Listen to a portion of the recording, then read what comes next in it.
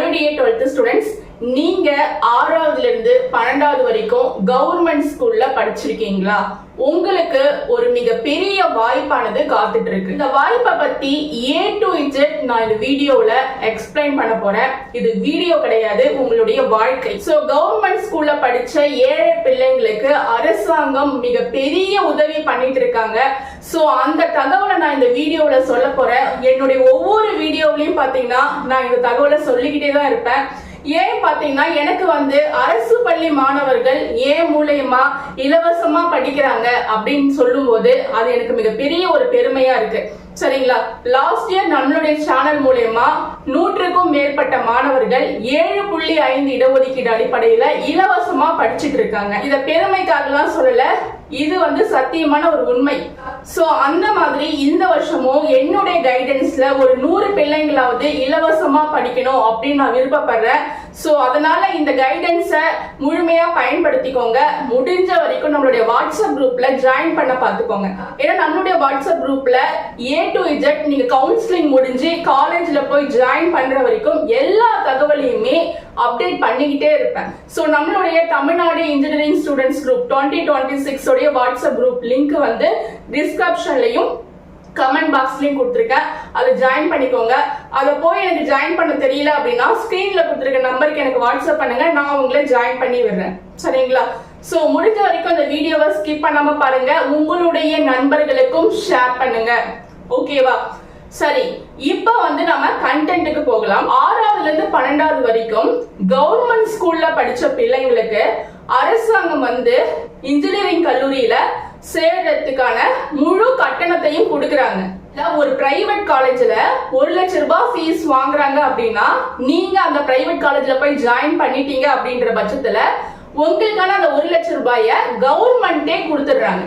இந்த ஒரு வாய்ப்பை எப்படி முறையா பயன்படுத்திக்கிறது, இத பத்திய தகவல்கள்லாம் முழுமையா எப்படி தெரிஞ்சுக்கிறது அப்படின்னா இந்த வீடியோவை பார்த்ததுக்கு அப்புறம் உங்களுக்கே தெரிய ஆரம்பிக்கும். ஓகே, 7.5 இடஒதுக்கீடு அப்படின்னா என்னன்றத ஃபர்ஸ்ட் சொல்லிடுறேன். 7.5 இடஒதுக்கீடு அரசாங்கமானது கொடுக்கக்கூடிய 7.5 இடஒதுக்கீடு. அதாவது ஒரு காலேஜ்ல, ஒரு இன்ஜினியரிங் காலேஜ்ல ஒரு 100 சீட் இருக்கு. மொத்தமாவே ஒரு டிபார்ட்மெண்ட்ல 100 சீட் இருக்குன்னு வச்சுக்கோங்க. ஒரு காலேஜ் அப்படின்னு எடுத்துக்கிட்டீங்கன்னா அதுல நிறைய டிபார்ட்மெண்ட் இருக்கும். ஓகேங்களா? கம்ப்யூட்டர் சயின்ஸ் இன்ஜினியரிங் இருக்கும், எலக்ட்ரானிக் கம்யூனிகேஷன் இன்ஜினியரிங் இருக்கும், electrical and electronic communication engineering இருக்கும், ரொபாட்டிக் அண்ட் ஆட்டோமேஷன் இருக்கும், சோ அக்ரிகல்ச்சர் இன்ஜினியரிங் இருக்கும். சோ இந்த மாதிரி நிறைய இன்ஜினியரிங் கோர்சஸ் ஒரு காலேஜ்ல இருக்கும். சோ இப்படி இருக்கக்கூடிய இன்ஜினியரிங் கோர்சஸ் எல்லாத்துக்குமே ஒவ்வொரு டிபார்ட்மெண்ட்டுக்கும் தனித்தனியா, சரிங்களா, ஒவ்வொரு டிபார்ட்மெண்ட்டுக்கும் தனித்தனியா. இப்ப கம்ப்யூட்டர் சயின்ஸ் இன்ஜினியரிங் அப்படின்னு எடுத்துக்கிட்டீங்கன்னா கம்ப்யூட்டர் சயின்ஸ் இன்ஜினியரிங்ல ஒரு 100 சீட் இருக்கு அப்படின்னா அதுல 7 சீட்டை அரசு பள்ளியில படித்த மாணவர்களுக்கு இலவசமா கொடுக்க சொல்லி கவர்மெண்ட் ஆர்டர். சரிங்களா? அதே மாதிரி இப்போ நிறைய டிபார்ட்மெண்ட் இருக்குன்னு சொன்னாலே ஒரு காலேஜ்ல, இப்ப கம்ப்யூட்டர் சயின்ஸ் இன்ஜினியரிங்ல ஒரு 100 சீட் இருக்குன்னா அதுல 7 சீட் அரசு பள்ளி மாணவர்களுக்கு கொடுக்கற மாதிரியே ஒவ்வொரு டிபார்ட்மெண்ட்லயும் இசி இருக்குன்னா இசில இருக்கக்கூடிய ஒரு 100 சீட்ல 7 சீட்டை கவர்மெண்ட் பிள்ளைங்களுக்கு கொடுக்கணும். அதே மாதிரி ட்ரிபிள் இ இருக்குன்னா ட்ரிபிள் இல இருக்கக்கூடிய 100 சீட்ல 7 சீட்டை அரசு பள்ளி மாணவர்களுக்கு கொடுக்கணும். அதே மாதிரி அக்ரிகல்ச்சர் இன்ஜினியரிங் இருக்குன்னா அதுல இருக்கக்கூடிய 100 சீட்ல 7 சீட்டை அரசு பள்ளி மாணவர்களுக்கு கொடுக்கணும். சரிங்களா? இதுதான் 7.5 ரிசர்வேஷன், 7.5 இடஒதுக்கீடு. புரியுதுங்களா? ஒரு காலேஜ்ல இருக்கக்கூடிய ஒவ்வொரு டிபார்ட்மெண்ட்லயும் இருக்கக்கூடிய சீட்ல 7 சீட் அரசு பள்ளி மாணவர்களுக்கு கொடுக்கணும். இப்ப பாத்தீங்கன்னா நான் ஒரு பிசி கம்யூனிட்டியில இருக்கேன்னு வச்சுக்கோங்க. இப்போ நான் பிசி கம்யூனிட்டியில இருக்கக்கூடிய நானுமே 7.5 ரிசர்வேஷன்ல இருப்பேன். அதாவது 6ஆவதுல இருந்து 12வது வரைக்கும் கவர்மெண்ட் ஸ்கூல்ல படிச்ச ஒரு பொண்ணா இருப்பேன். அதே மாதிரி என்ன மாதிரி இன்னொரு பொண்ணும் எம்பிசி கம்யூனிட்டியில இருக்காங்க அப்படின்னா அவங்களுமே 6ஆவதுல இருந்து 12வது வரைக்கும் கவர்மெண்ட் ஸ்கூல்ல படிச்சிருப்பாங்க. அதே மாதிரி எஸ்சி கம்யூனிட்டியில இருக்கவங்களும் இருப்பாங்க, எஸ்டி கம்யூனிட்டியில இருக்கவங்களும் இருப்பாங்க, பிசிஎம் கம்யூனிட்டியில இருக்கவங்களும் இருப்பாங்க. அப்ப எல்லா கம்யூனிட்டியில இருக்கவங்களும் இந்த சலுகையை பயன்படுத்திக்கிறதுக்கான ஒரு வாய்ப்பு இருக்கு. ஓகே, இப்ப 7 சீட்ல ஒரே கம்யூனிட்டியை சேர்ந்தவங்களுக்கு 7 சீட்டையும் கொடுத்தா அது பிரச்சனை இல்லையா?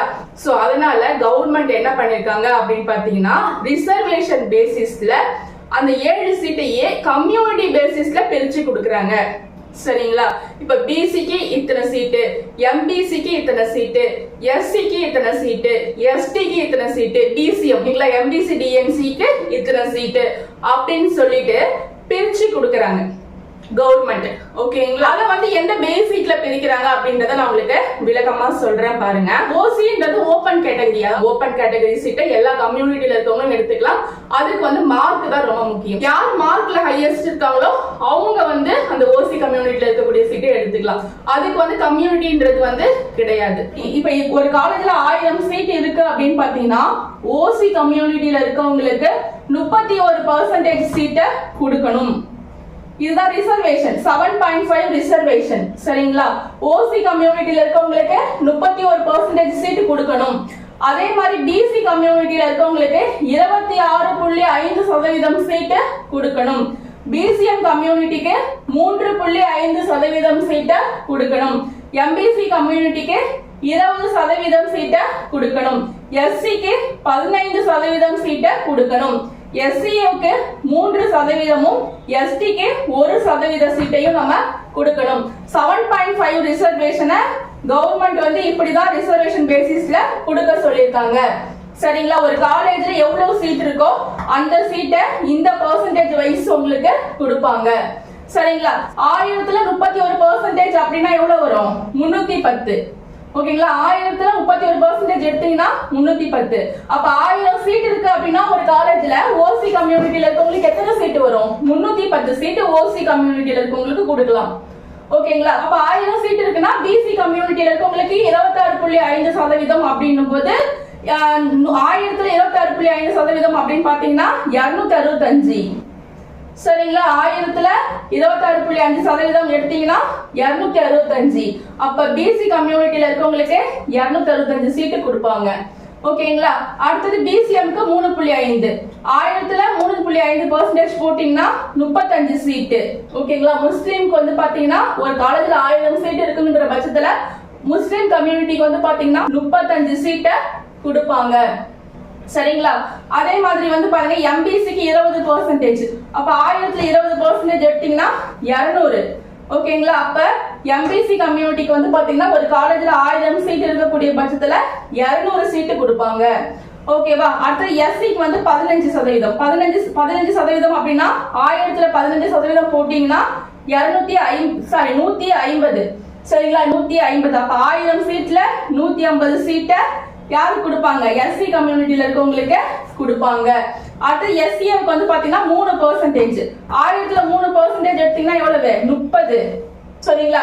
அப்போ எஸ்சி கம்யூனிட்டிக்கு ஒரு காலேஜ்ல 1000 சீட் இருக்கக்கூடிய பட்சத்துல எவ்வளவு சீட்டு கொடுப்பாங்க? 30 சீட்டு கொடுப்பாங்க. அதே மாதிரி எஸ்டிக்கு 1%. 1%னா 10. அப்ப 1000 சீட் ஒரு காலேஜ்ல இருக்கக்கூடிய பட்சத்துல எஸ்டிக்கு 10 சீட்டை கொடுப்பாங்க. புரியுதுங்களா? ஒரு காலேஜ்ல 1000 சீட் இருக்குன்னா ஓசிக்கு 310 சீட்டு, பிசிக்கு 265, பிசிஎம்க்கு 35, எம்பிசிக்கு 200, எஸ்சிக்கு வந்து 150, எஸ்சிஏவுக்கு 30, எஸ்டிக்கு 10. இந்த மாதிரி வந்து உங்களுக்கு ரிசர்வேஷன் பேசிஸ்ல ஒவ்வொரு கம்யூனிட்டிக்கும் இவ்வளவு சீட்டு அப்படின்னு சொல்லி 7.5 ரிசர்வேஷனை பிரிச்சு கொடுப்பாங்க. 7.5 ரிசர்வேஷனை பொறுத்த வரைக்கும் ஓசி கம்யூனிட்டியில இருக்கக்கூடிய சீட்டை மட்டும்தான் எல்லா கம்யூனிட்டியில இருக்கவங்களும் எடுக்கலாம். ஓகேங்களா? மார்க் அதிகமா வச்சிருந்தா எந்த கம்யூனிட்டியில இருக்கவங்க வேணாலும் அந்த சீட்டை எடுத்துக்கலாம். ஆனா இப்ப பிசி கம்யூனிட்டியில ஒரு 10 சீட் இருக்குன்னு வச்சுக்கோங்களேன். 10 சீட்ல 5 சீட்டு தான் ஃபில் ஆயிருக்கு. மீதி 5 சீட்டு ஃபில் ஆகல அப்படின்னா எம்பிசில இருக்கவங்க அந்த 5 சீட்டை எடுத்துக்கலாமா? ஃபில் ஆகாத 5 சீட்டை எம்பிசில இருக்கவங்க எடுக்கலாமா அப்படின்னா எடுக்க முடியாது. சரிங்களா? அந்தந்த கம்யூனிட்டியில இருக்கக்கூடிய சீட்டை அந்தந்த கம்யூனிட்டியில இருக்கவங்க மட்டும்தான் எடுக்க முடியும். ஓகேங்களா? அந்தந்த கம்யூனிட்டியில இருக்க சீட்டை அவங்க தான் எடுக்க முடியும். மற்ற கம்யூனிட்டியில இருக்கக்கூடிய சீட்டை எடுக்க முடியாது. எஸ்சி எஸ்சிஏ மட்டும்தான் அந்த சீட்டு ஃபில் ஆகலன்னா அந்த 2 கம்யூனிட்டியும் மாத்தி எடுத்துப்பாங்களே தவிர மீதி கம்யூனிட்டியில இருக்கக்கூடிய சீட்டை அவங்கவுங்க சீட்டை அவங்கவுங்க மட்டும்தான் எடுத்துக்க முடியும். ஓகேங்களா? சோ இந்த கான்செப்ட் உங்களுக்கு புரிஞ்சிருக்கும் அப்படின்னு நினைக்கிறேன். இந்த 7.5 ரிசர்வேஷன்ல அரசு நிதியுதவி பள்ளி, அதாவது கவர்மெண்ட் எய்டட் ஸ்கூல்ல படிச்ச பிள்ளைங்களுக்கு சலுகையானது கொடுக்கப்படவில்லை. சரிங்களா? சலுகை வந்து கொடுக்கல. இதுல யாருக்கெல்லாம் சலுகை கொடுத்திருக்காங்க அப்படின்னு பாத்தீங்கன்னா, அதாவது நீங்க 6ஆவதுல இருந்து 12வது வரைக்கும் கவர்மெண்ட் எய்டட் ஸ்கூல்ல படிச்சிருக்கீங்க அப்படின்னா உங்களுக்கு வந்து இந்த 7.5ல கிடைக்கக்கூடிய சலுகை கிடைக்காது. உங்களுக்கு ஷார்ட்டா சொல்லணும்னா இன்ஜினியரிங்ல ஃப்ரீ சீட்டு கிடையாது. ஓகேங்களா? இந்த உங்களுக்கு வந்து இன்ஜினியரிங்ல ஃப்ரீ சீட்டு கிடையாது. மேம் நான் 6th ல இருந்து 10th வரைக்குமே கவர்மெண்ட் ஸ்கூல்ல தான் படிச்சேன். 11th 12th மட்டும் தான் எங்க அப்பா கூட்டிட்டு போய் கவர்மெண்ட் எய்டட் ஸ்கூல்ல சேர்த்துட்டாரு அப்படின்னா உங்களுக்குமே இந்த சலுகை கிடையாது. சரிங்களா?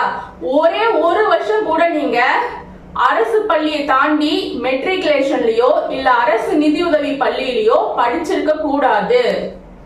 ஓகேங்களா? முழுக்க முழுக்க அரசு பள்ளியில மட்டும்தான் 6ஆவதுல இருந்து 12வது வரைக்கும் படிச்சிருக்கணும்.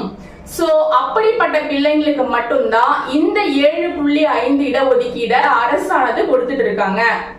புரியுதுங்களா? ஒரு வருஷம் படிச்சுட்டேன், 2 வருஷம் படிச்சுட்டேன், நல்லா தான் நான் 6ஆவது ஒரே ஒரு வருஷம் தான் வந்து பிரைவேட் ஸ்கூல்ல படிச்சேன், 7ஆவதுல இருந்து 12வது வரைக்குமே கவர்மெண்ட் ஸ்கூல்ல தான் படிச்சேன் அப்படின்னா கூட உங்களுக்கு இந்த சலுகை கிடைக்காது. சரிங்களா? முழுக்க முழுக்க ஒரே ஒரு வருஷம் கூட நீங்க கவர்மெண்ட் எய்டட் ஸ்கூல்லயோ இல்ல பிரைவேட் ஸ்கூல்லயோ படிச்சிருக்க கூடாது. 6ஆவதுல இருந்து 12வது வரைக்கும் முழுக்க முழுக்க நீங்க கவர்மெண்ட் ஸ்கூல்ல மட்டும்தான் படிச்சிருக்கணும். அது எந்தெந்த மாதிரியான அரசு பள்ளி அப்படின்றத நான் சொல்றேன். இதுல வந்து அரசு நிதி உதவி பள்ளி அப்படின்றது வராது. அதாவது கவர்மெண்ட் எய்டட் ஸ்கூல் அப்படின்றது எலிஜிபிள் கிடையாது. சரிங்களா? ஓகே, இப்போ எந்தெந்த ஸ்கூல்லாம் வந்து எலிஜிபிள் அப்படின்னு பாத்தீங்கன்னா, அரசு பள்ளி பியூர் கவர்மெண்ட் ஸ்கூல். ஓகேங்களா? இந்த ஸ்கூல்ல படிச்சீங்கன்னா 6ஆவதுல இருந்து 12வது வரைக்கும் 7.5 ரிசர்வேஷன் வந்து உண்டு. அதே மாதிரி மாநகராட்சி பள்ளி.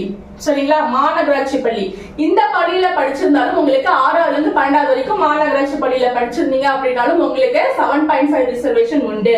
அடுத்தது நகராட்சி பள்ளி. இந்த நகராட்சி பள்ளியில நீங்க 6ஆவதுல இருந்து 12வது வரைக்கும் படிச்சிருந்தாலும் உங்களுக்கு 7.5 உண்டு. ஆதி திராவிடர் மற்றும் பழங்குடியினர் பள்ளி இந்த பள்ளியில நீங்க படிச்சிருந்தாலும் உங்களுக்கு இந்த சலுகை உண்டு. அதே மாதிரி வனத்துறை பள்ளி, வனத்துறை பள்ளியில படிச்சிருந்தாலும் உங்களுக்கு இந்த 7.5 ரிசர்வேஷன் உண்டு.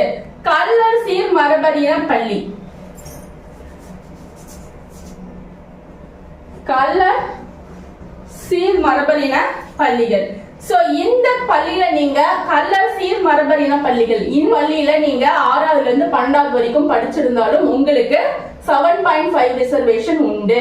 சரிங்களா? இந்த 6 பள்ளிகள்லயும் நீங்க படிச்சிருந்தீங்கன்னா உங்களுக்கு 7.5 ரிசர்வேஷன் உண்டு. ஆனா 6ஆவதுல இருந்து 12வது வரைக்கும் கவர்மெண்ட் ஸ்கூல்ல படிச்சிருக்கணும். கவர்மெண்ட் ஸ்கூல் மீன்ஸ் அரசு பள்ளி, மாநகராட்சி பள்ளி, நகராட்சி பள்ளி, ஆதி திராவிடர் மற்றும் பழங்குடியினர் பள்ளி, வனத்துறை பள்ளி, கள்ளர் சீர் மரபினர் பள்ளிகள்.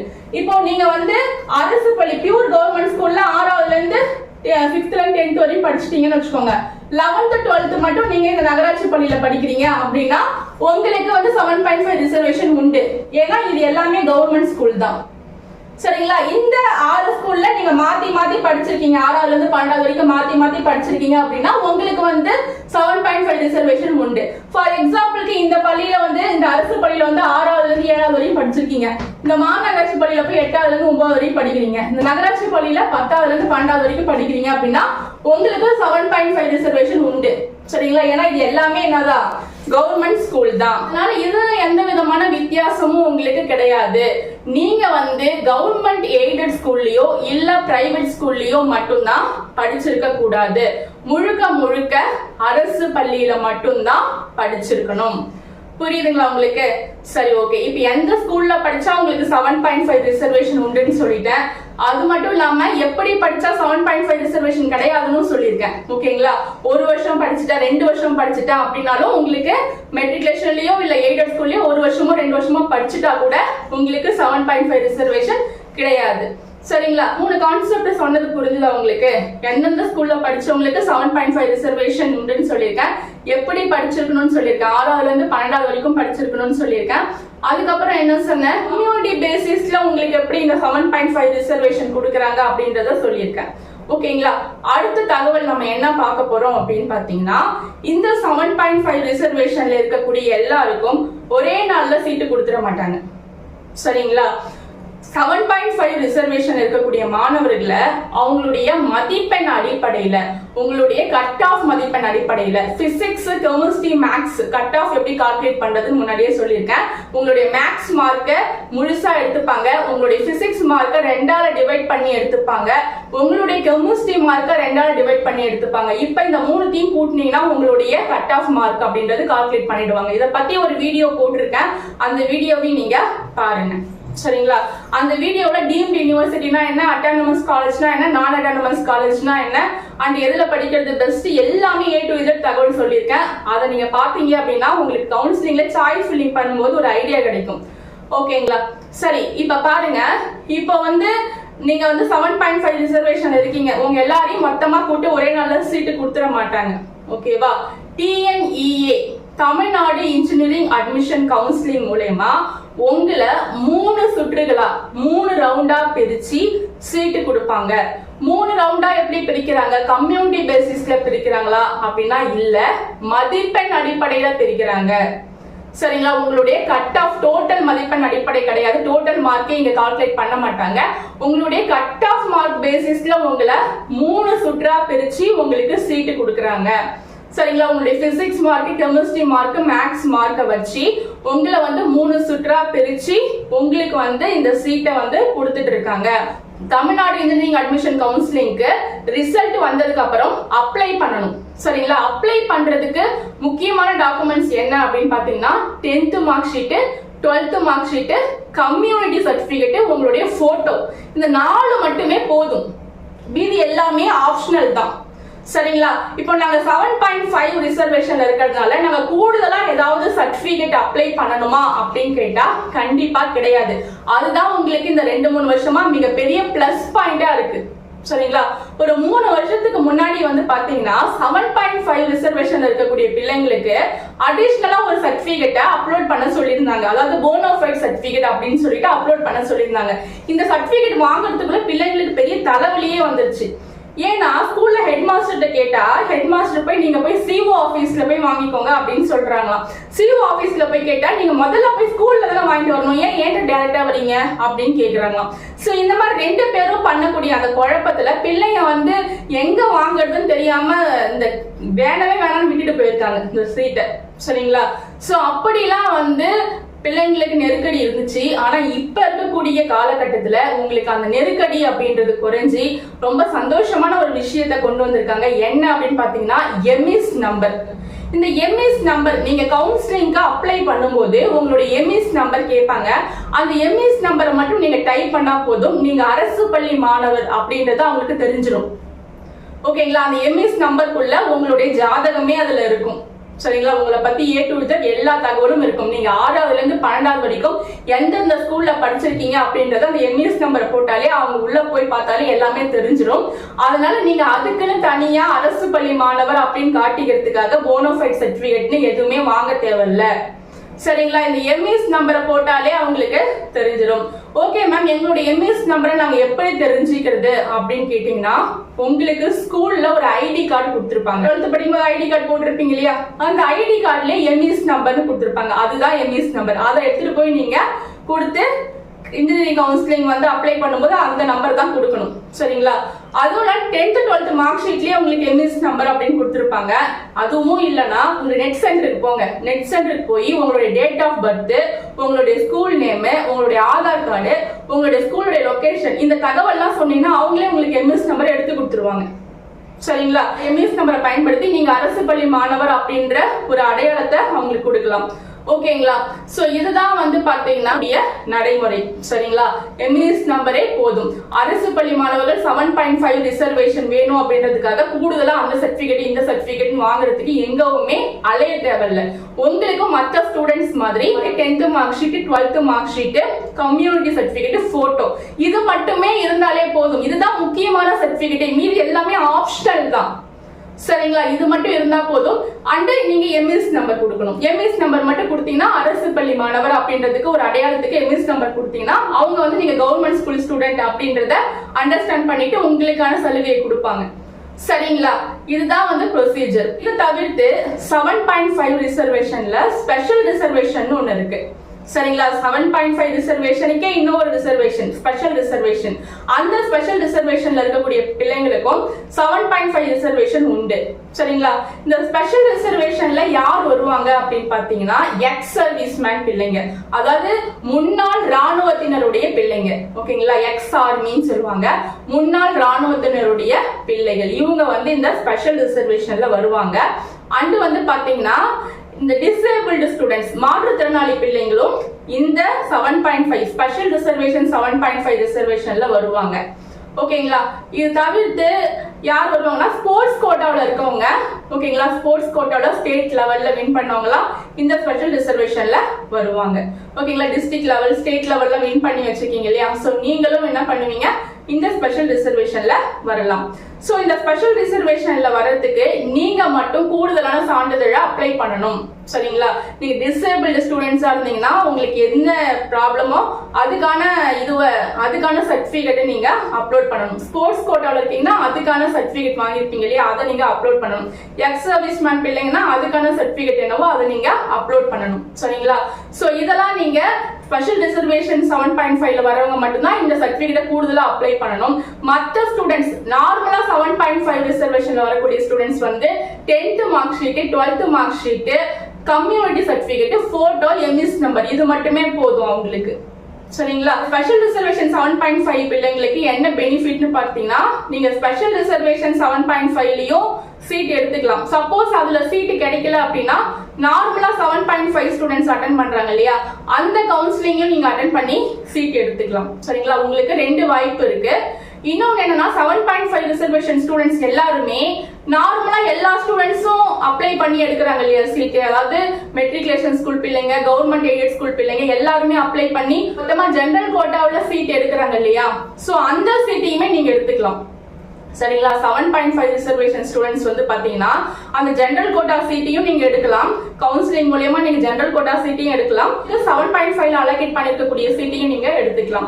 என்னன்னா நீங்க ஜெனரல் கோட்டாவோட சீட் எடுத்தீங்க அப்படின்னா எல்லா பிள்ளைங்களும் கட்டுற மாதிரி நீங்களும் 1.5 லட்சம் 2 லட்சம்னு பணம் கட்டணும். நீங்க 7.5ல சீட் எடுத்தீங்கன்னா எந்த பணமும் கட்டாம இலவசமா இன்ஜினியரிங் படிக்கலாம். ஓகேங்களா? சோ அப்ப உங்களுக்கு 2 வாய்ப்பு இருக்கு. இதுவே ஸ்பெஷல் ரிசர்வேஷன் ஸ்டூடெண்ட்ஸா இருந்தீங்கன்னா உங்களுக்கு 4 வாய்ப்பு இருக்கு. என்னன்னு பாத்தீங்கன்னா நீங்க ஸ்பெஷல் ரிசர்வேஷன்ல வரக்கூடிய 7.5 சீட்டையும் எடுத்துக்கலாம், நார்மலா வரக்கூடிய 7.5 சீட்டையும் எடுத்துக்கலாம், ஜெனரல் கோட்டா சீட்டையும் நீங்க எடுத்துக்கலாம்.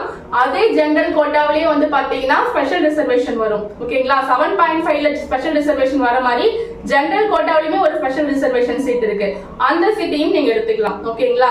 அப்போ ஸ்பெஷல் ரிசர்வேஷன் பிள்ளைங்களா இருந்தீங்கன்னா உங்களுக்கு 4 வாய்ப்பு இருக்கு. என்னென்ன சீட் எடுக்கலாம்னு பாத்தீங்கன்னா ஜெனரல் கோட்டாவில் இருக்கக்கூடிய சீட் எடுக்கலாம், இன்னொன்னு ஜெனரல் கோட்டா ஸ்பெஷல் ரிசர்வேஷன்ல வரக்கூடிய சீட் எடுக்கலாம், 7.5 ரிசர்வேஷன் சீட் எடுக்கலாம், 7.5 ஸ்பெஷல் ரிசர்வேஷன் கோட்டால வரக்கூடிய சீட் எடுத்துக்கலாம். நீங்க ஜெனரல் கோட்டா சீட் எடுத்துட்டீங்க அப்படின்னாலே உங்களுக்கு வந்து பணம் கட்டணும். 7.5 சீட் எடுத்தீங்கன்னா மட்டும்தான் நீங்க பணம் கட்டாம இலவசமா படிக்கலாம். ஓகேங்களா? ஜெனரல் கோட்டா சீட்டை எடுத்து மட்டும் வச்சுக்கலாம், அது அக்செப்ட் பண்றது பண்ணாது உங்க விருப்பம். ஆனா 7.5ல கிடைக்கக்கூடிய சீட்டை நீங்க ஓகே கொடுத்தீங்க அப்படின்னா நீங்க இலவசமா இன்ஜினியரிங் படிச்சுக்கலாம். ஓகேவா? சோ இந்த விஷயத்த நீங்க புரிஞ்சுக்கோங்க. அப்போ நீங்க வந்து ஜெனரல் கோட்டாவிலயும் சீட் எடுக்கலாம், 7.5லயும் சீட் எடுக்கலாம். சரிங்களா? டோட்டலா தமிழ்நாடு ஃபுல்லா வந்து பாத்தீங்கன்னா ஒரு 2 லட்சம் பேருக்கு மேல வந்து போன வருஷம் வந்து கவுன்சிலிங் அப்ளை பண்ணிருந்தாங்க. அதுல வந்து பாத்தீங்கன்னா 7.5 ஸ்டூடெண்ட்ஸ் மட்டும் எத்தனை பேர் கவுன்சிலிங் அப்ளை பண்ணிருந்தாங்க அப்படின்னு பாத்தீங்கன்னா 46,848 பேர் கவுன்சிலிங் அப்ளை பண்ணிருந்தாங்க. ஓகேவா? கவர்மெண்ட் ஸ்கூல் பிள்ளைங்க 7.5 பிள்ளைங்க மட்டும் 46,848 பிள்ளைங்க வந்து லாஸ்ட் இயர் வந்து கவுன்சிலிங் அப்ளை பண்ணிருந்தாங்க. அது வந்து மொத்தமா எல்லாரும் அப்ளை பண்ணது தமிழ்நாடு ஃபுல்லா. இது வந்து வெறும் கவர்மெண்ட் ஸ்கூல் ஸ்டூடெண்ட்ஸ் மட்டும் அப்ளை பண்ணது. ஓகேங்களா? இந்த சீட் மொத்தமா எவ்வளவு இருந்துச்சுன்னு பாத்தீங்கன்னா 2,39,299 பேர் அப்ளை பண்ணிருந்தாங்க. மொத்தமா சீட்டு பாத்தீங்கன்னா 1,70,000 சீட்டு தான் இருந்துச்சு. அதே மாதிரி 46,848 பேர் கவர்மெண்ட் கோட்டாக்கு அப்ளை பண்ணிருந்தாங்க. சீட்டுன்னு பாத்தீங்கன்னா 12,000 சீட்டு தான் இருந்துச்சு. சீட்டுன்னு பாத்தீங்கன்னா 12,750 சீட்டு தான் இருந்துச்சு. ஓகேங்களா? சோ வந்து பாத்தீங்கன்னா என்ன பெனிஃபிட்னு பாத்தீங்கன்னா கவுன்சிலிங்ல சீட் எடுக்கிற எல்லாருமே போய் ஜாயின் பண்ணிட மாட்டாங்க. ஓகேங்களா? எல்லாரும் வந்து முன்னாடியே சில பேர் என்ன பண்ணுவாங்க, மேனேஜ்மெண்ட்ல இப்பவே என்ன பண்ணுவாங்க, ரிசல்ட் வரதுக்கு முன்னாடியே போயிட்டு பணத்தை கட்டி மேனேஜ்மெண்ட்ல போய் சீட்டை புக் பண்ணிடுவாங்க. சும்மா நானும் கவுன்சிலிங் அட்டென்ட் பண்றேன்னு போய் கவுன்சிலிங் அட்டென்ட் பண்ணிட்டு அந்த சீட்டை எடுத்து அப்படியே வச்சுட்டு திரும்பி மேனேஜ்மெண்ட்டுக்கே போய் ஜாயின் பண்ணிடுவாங்க. ஓகேங்களா? அப்ப அந்த சீட்லாம் அப்படியே தான் இருக்கும். அப்படி இருக்கும்போது அந்த சீட் உங்களுக்கு கிடைச்சிரும். ஓகேங்களா. அதனால கவுன்சிலிங் அப்ளை பண்ற எல்லாமே காலேஜுக்கு வருவாங்கன்னு சொல்ல முடியாது. பாதி பேர் வந்து மேனேஜ்மெண்ட்ல ஓடிடுவாங்க, ஓகேங்களா, பாதி பேர் டீம்டு யூனிவர்சிட்டிக்கு போயிடுவாங்க. அதனால உங்களுக்கு வந்து கவுன்சிலிங் சீட் அப்படின்றது கவர்மெண்ட் கோட்டா சீட்ன்றது அப்படியே தான் இருக்கும். ஓகேங்களா, நீங்க வெயிட் பண்ணி சீட் எடுத்துக்கலாம். கவர்மெண்ட் கோட்டால கண்டிப்பா சீட் கிடைக்கும். வெயிட் பண்ணுங்க டிஎன்இஏ கவுன்சிலிங்க்கு. ஓகேங்களா, முன்னாடியே வந்து லட்சக்கணக்கில் டொனேஷன் கொடுத்து நான் போய் படிக்க போறேன் அப்படின்னா படிங்க. எனக்கு தெரிஞ்சு நீங்களாம் படிக்க மாட்டீங்கன்னு நினைக்கிறேன். ஏன்னா நீங்க அரசு பள்ளி மாணவர்கள் கண்டிப்பா இலவச சலுகையை பயன்படுத்திக்க தான் நினைப்பீங்க. ஓகேங்களா, சோ அதனால இந்த சலுகையை நீங்க பயன்படுத்திக்கோங்க. அரசு பள்ளி மாணவர்கள் கண்டிப்பா இந்த 7.5 ஒதுக்கீடு சலுகையை பயன்படுத்தி நல்லபடியா படிங்க. ஓகேங்களா, சரி, ஓகே. இப்ப வந்து பாத்தீங்கன்னா இந்த 7.5 ஒதுக்கீடு அடிப்படையில ஸ்டூடெண்ட்ஸ்க்கு வந்து கவர்மெண்ட் வந்து பணம் கட்டினாலுமே ஒரு சில காலேஜஸ் என்ன பண்றாங்கன்னா அவங்க மேலும் பணம் கேட்கறாங்க. ஓகேங்களா, ஒரு சில காலேஜஸ்ல மட்டும்தான் மேலும் பணம் கேட்கறாங்க. இன்னும் ஒரு சில காலேஜஸ்ல எந்த விதமான பணமும் வாங்குறது கிடையாது. ஓகேங்களா, அப்போ எந்தெந்த காலேஜஸ்ல பணமே வாங்காம 7.5 ரிசர்வேஷன் ஸ்டூடெண்ட்ஸ்க்கு ஃபுல் ஃப்ரீயா கொடுக்குறாங்க அப்படின்ற லிஸ்டையும் நீங்க நம்ம குரூப்ல ஜாயின் பண்ணிட்டீங்க அப்படின்னா நான் உங்களுக்கு கொடுப்பேன். ஓகேவா, சோ அதனால அந்த ஒரு விஷயத்தையும் பார்த்து நீங்க காலேஜை சாய்ஸ் ஃபில்லிங் பண்ணணும். இல்லைன்னா நீங்க பணம் கட்டுற காலேஜ்க்கு, நீங்க பணம் வாங்கக்கூடிய காலேஜ்க்கு போய் நீங்க ஜாயின் பண்ணீங்க அப்படின்னா அவங்க பணம் கட்டலன்னா உங்களை செமஸ்டர் எக்ஸாம் எழுத விடாம வெளியே நிக்க வைப்பாங்க. சரிங்களா, இந்த மாதிரி விஷயங்கள்லாம் லாஸ்ட் இயர் ஸ்டூடெண்ட்ஸ்க்கு நடந்திருக்கு. இங்க வந்து 7.5ல ஃபுல் ஃப்ரீ கொடுக்குறாங்க அப்படின்ற லிஸ்ட்டை வாங்கிக்கோங்க. ஓகேவா, சரி, ஓகே. அடுத்தது வந்து பாத்தீங்கன்னா உங்களுக்கு இந்த இன்ஜினியரிங் கவுன்சிலிங்க்கு எப்படி அப்ளை பண்றது, என்னென்ன டாக்குமெண்ட்ஸ் தேவைன்னு சொல்லிட்டேன். இது வந்து நான் சொல்லியிருக்கேன் 10th 12th கம்யூனிட்டி போட்டோ, இதுதான் நெசசரி டாக்குமெண்ட்ஸ். இது எல்லாமே ஆப்ஷனல் தான். இந்த ஸ்பெஷல் ரிசர்வேஷன்ல வரவங்களுக்கு மட்டும் கூடுதலான சான்றிதழ் தேவை அப்படின்னு சொல்லிட்டேன். சரி, ஓகே. இந்த கவுன்சிலிங் அப்ளை பண்ணதுக்கு அப்புறம் நீங்க ரிசல்ட் வந்ததுக்கு அப்புறம் கவுன்சிலிங் அப்ளை பண்ணுவீங்க. கவுன்சிலிங் அப்ளை பண்ணதுக்கு அப்புறம் ஒரு மாசம் கழிச்சு உங்களுக்கு வந்து ரேங்க் லிஸ்ட் ரிலீஸ் பண்ணுவாங்க. ரேங்க் லிஸ்ட் வந்ததுக்கு அப்புறமா நீங்க எந்த ரேங்க்ல இருக்கீங்க, உங்களுக்கு என்னைக்கு கவுன்சிலிங், எல்லா ஷெட்யூலுமே கொடுத்துருவாங்க. உங்களுக்கு இந்த கவுன்சிலிங் அப்ளை பண்ணும்போது இமெயில் ஐடி பாஸ்வேர்டு நீங்க கிரியேட் பண்ணி வச்சுக்கணும். சரிங்களா, இந்த இமெயில் ஐடியும் பாஸ்வேர்டும் நீங்க கவுன்சிலிங் அப்ளை பண்ணி முடிச்சதுக்கு அப்புறம் ரொம்ப சீக்ரெட்டா வச்சுக்கணும், ரகசியமா வச்சுக்கணும். சரிங்களா, யார்கிட்டயுமே இதை ஷேர் பண்ணக்கூடாது. ஏன் சொல்றேன்னா நீங்க ஷேர் பண்ணிட்டீங்க அப்படின்னா நீங்க ஒரு காலேஜ் போட்டு வைப்பீங்க, உங்களுக்கு பிடிச்ச காலேஜ் சாய்ஸ் ஃபில்லிங்ல நீங்க போட்டு வைப்பீங்க. அந்த காலேஜை வேற ஒருத்தவங்க என்ன பண்ணுவாங்க, மிஸ்யூஸ் பண்ணுவாங்க. உங்களோட இமெயில் ஐடி பாஸ்வேர்டையும் வச்சு வேற ஒரு காலேஜை மாத்துவாங்க. சரிங்களா, ஐயோ நான் ஒரு காலேஜ் போட்டேன் இது வேற ஒரு காலேஜ் கிடைச்சிருச்சு அப்படின்னு சொல்லி கவலைப்படுவீங்க. அப்பதான் தெரியும் உங்களுடைய இமெயில் ஐடியும் பாஸ்வேர்டும் வேற ஒருத்தவங்கிட்ட இருக்கு அப்படின்ட்டு. சரிங்களா, அதனால இமெயில் ஐடியும் பாஸ்வேர்டையும் யார் போன் பண்ணி கேட்டாலும் யார்கிட்டயுமே எங்கேயுமே ஷேர் பண்ணாம நீங்க ரகசியமா மெயின்டைன் பண்ணுங்க. ஓகேங்களா, சோ உங்களோட இமெயில் ஐடி பாஸ்வேர்டு தான் உங்களுக்கு கவுன்சிலிங் முடிகிற வரைக்கும் மிகப்பெரிய ஆயுதம். சரிங்களா, உங்களோட இமெயில் ஐடி பாஸ்வேர்டையும் வச்சுதான் நீங்க கவுன்சிலிங்க்கு அப்ளை பண்ணி முடிச்சதுக்கு அப்புறம் உங்களுடைய மொபைல் போன்லயே உங்களோட இமெயில் ஐடி பாஸ்வேர்டையும் போட்டு நீங்க எல்லா டீட்டெயிலும் தெரிஞ்சுக்கலாம். உங்க ரேங்க் லிஸ்டையும் நீங்க மொபைல்லயே பாத்துக்கலாம். உங்களோட ரேண்டம் நம்பர், ரேங்க் லிஸ்ட், உங்க கவுன்சிலிங் டேட்டு எல்லாத்தையுமே நீங்க உங்களுடைய மொபைல்லே பாத்துக்கலாம். சரிங்களா, சாய்ஸ் ஃபில்லிங் கூட மொபைல்லே பண்ணிக்கலாம். ஆனா கொஞ்சம் கஷ்டமா இருக்கும். அதனால சாய்ஸ் ஃபில்லிங் வந்து லிஸ்ட் மட்டும் ரெடி பண்ணிட்டு நீங்க போயிட்டு என்ன பண்ணிக்கலாம்னு பாத்தீங்கன்னா நெட் சென்டர்ல இ-சேவை மையத்துல நெட் சென்டர்லயே போய் கொடுத்து நீங்க என்ன பண்ணிக்கலாம், சாய்ஸ் ஃபில்லிங் பண்ணிக்கலாம். ஓகேங்களா, கட் ஆஃப் மார்க்கையும் உங்க ரேங்க் லிஸ்டையும் வச்சு 3 ரவுண்டா பிரிப்பாங்க. லாஸ்ட் இயர் வந்து பாத்தீங்கன்னா 200ல இருந்து 179 கட் ஆஃப் இருந்தவங்க வந்து ரவுண்ட் 1ல பிரிச்சாங்க, சுற்று 1ல வந்தாங்க. அதுக்கப்புறம் 178.965ல இருந்து 143.08 இந்த கட் ஆஃப் இருக்கிறவங்க வரைக்கும் ரவுண்ட் 2ல வந்தாங்க. சரிங்களா, சுற்று 2ல வந்தாங்க. அடுத்து வந்து 143ல இருந்து 77.5 கட் ஆஃப் இருக்கிறவங்க வரைக்கும் ரவுண்ட் 3ல வந்தாங்க, அதாவது சுற்று 3ல வந்தாங்க.